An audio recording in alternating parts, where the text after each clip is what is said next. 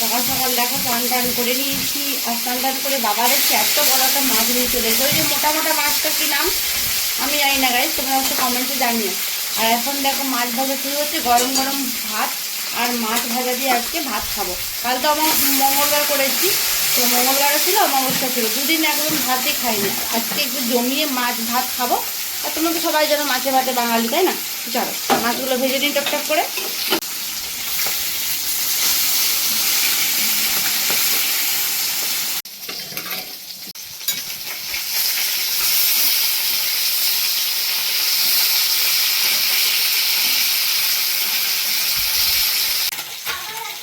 তা আমাদের এখানে দেখো সকাল থেকে কিন্তু একদম সূর্যি মামা মাঝে মাঝে উঁকি ঝুঁকি মারছে, আর বৃষ্টি হওয়ার তো নাম নেই। আর তোমাদের ওখানে যারা যারা বৃষ্টি হচ্ছে অবশ্যই আমাকে জানিয়ে কমেন্টস। আর আমাদের এখানে কিন্তু বৃষ্টি হচ্ছে না, মানে মাঝে মাঝে হচ্ছে আর থেমে আছে। আর বারবার করে আমাদের মেয়েদের যা কাজ, জামা কাপড় ছাদে ওদের তুলে আনো আর বারবার করে মেলে, এত বিরক্ত লাগে। তোমাদের কাদের কাদের বিরক্ত লাগে অবশ্যই আমার জানিও। আমি জানি সব মেয়েদের একটু বিরক্ত লাগবেই।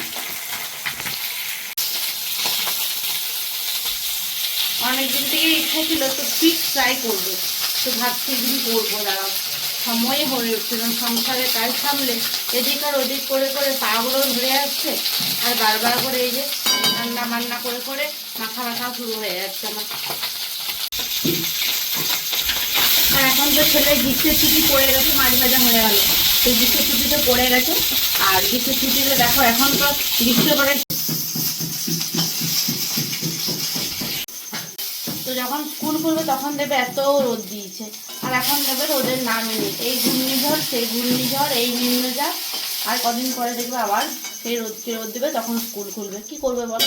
চলো কথা বলতে বলতে আমার মাছ ভাজা হয়ে গেল, মাছ ভাজা হয়ে গেছে কমপ্লিট। এবার খাই গাই, দুদিন থেকে হয়ে গেল উপোস করেছি। চলো টাটা।